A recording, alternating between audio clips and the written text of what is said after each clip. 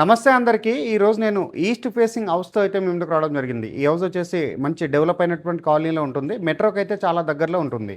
ఈ వీడియో కంప్లీట్‌గా promotional video. Screen పైన డైరెక్ట్‌గా బిల్లర్ నంబర్ ఇవ్వడం జరుగుతుంది.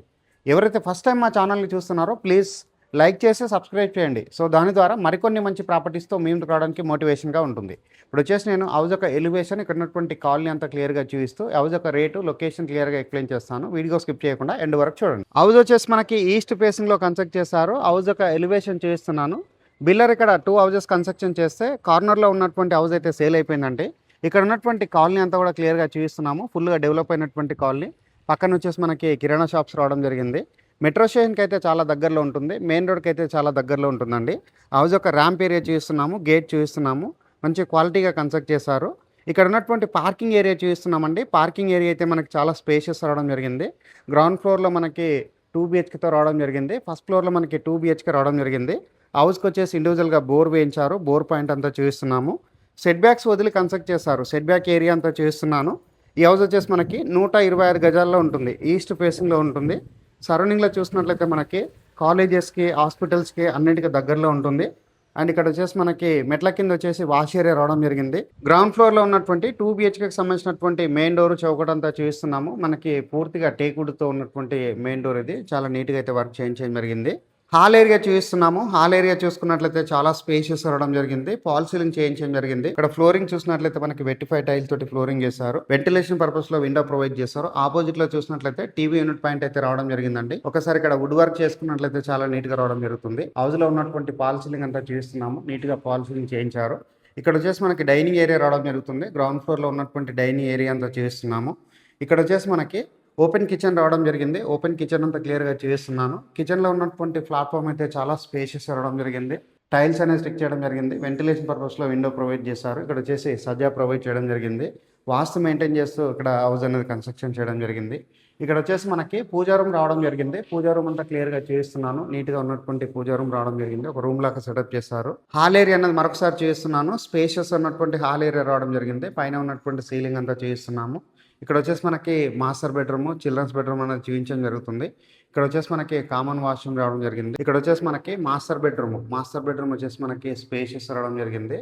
మాస్టర్ బెడ్రూమ్లో వెంటిలేషన్ పర్పస్లో 2 విండోస్ ప్రొవైడ్ చేశారు.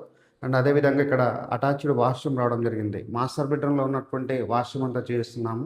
ఇక్కడ వచ్చేసి వెస్టర్న్ కమోడ్ ప్రొవైడ్ చేశారు. మాస్టర్ బెడ్రూమ్లో ఉన్న ఫ్లోరింగ్ ఏరియా అంతా చూపిస్తున్నాను. ఇక్కడ వచ్చేసి మనకి వెట్టిఫై టైల్ తో ఫ్లోరింగ్ చేశారు. లోర్ ప్రొవైడ్ చేశారు. సీలింగ్ అనేది చేయించడం జరిగింది. ఇక్కడ ఉన్నటువంటి షెల్ఫ్లు సజ్జ అంతా మరొకసారి చేయించడం జరుగుతుంది. చిల్డ్రన్స్ బెడ్రూమ్ చూపిస్తున్నాము. చిల్డ్రన్స్ బెడ్రూమ్ సంబంధించినటువంటి డోర్ చూసుకున్నట్లయితే మనకి మంచి క్వాలిటీ డోర్ అయితే రావడం జరిగింది.